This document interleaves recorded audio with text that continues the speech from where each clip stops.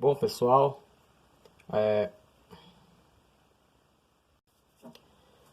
finalmente agora vamos estudar a nossa última regra de derivação, certo? Que é a derivada usando a regra da cadeia para funções vetoriais. Então aqui, veja só, eu tenho aqui a função vetorial u e uma função escalar f, certo?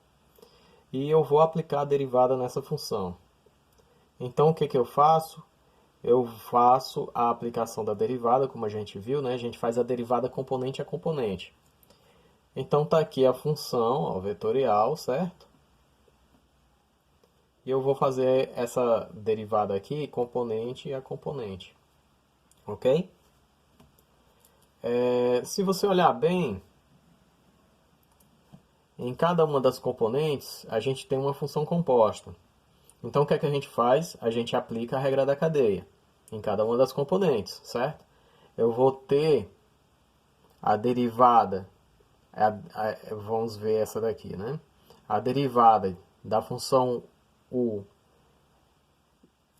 com relação a derivada da função u com relação a t, né?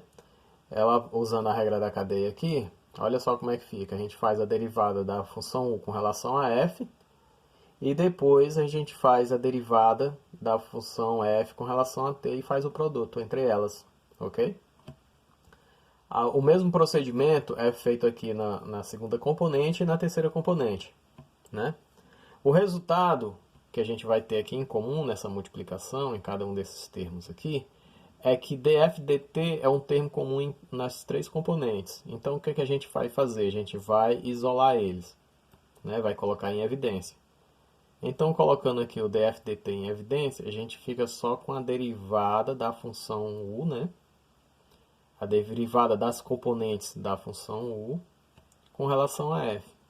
Isso aqui é exatamente a derivada da função u com relação a f, né? A função vetorial. E essa é exatamente a nossa regrinha da cadeia, certo? A gente tem, vou escrever aqui,